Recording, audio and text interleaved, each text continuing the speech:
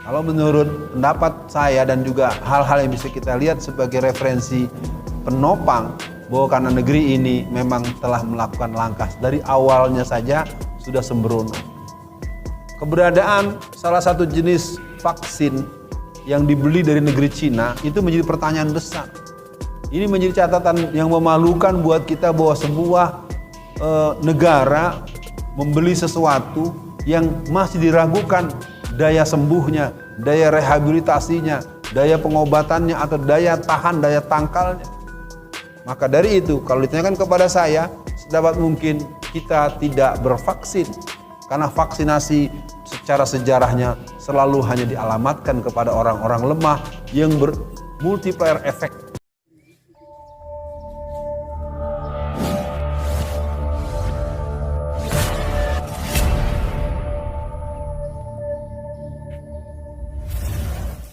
Bismillahirrahmanirrahim. Assalamualaikum warahmatullahi wabarakatuh. Sampailah kita kepada episode tentang dilema vaksinasi.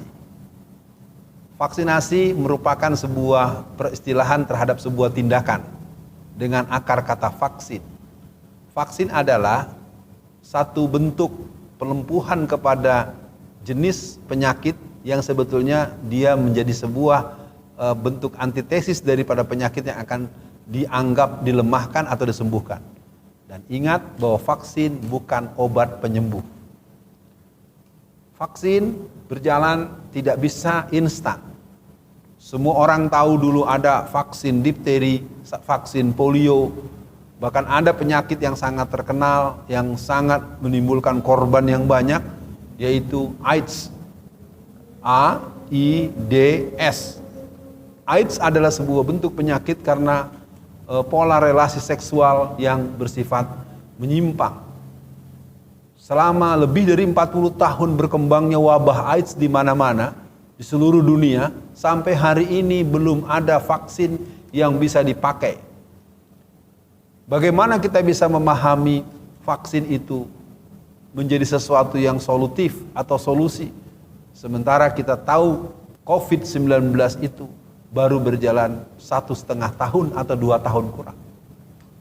Ada pertanyaan serius. Lalu kenapa Indonesia, negeri ini kelihatan begitu emosional? Bahkan kita mendengar pernyataan dari para pejabat-pejabat publiknya mengharuskanlah, mengancam pidana lah, ingin memberikan denda lah.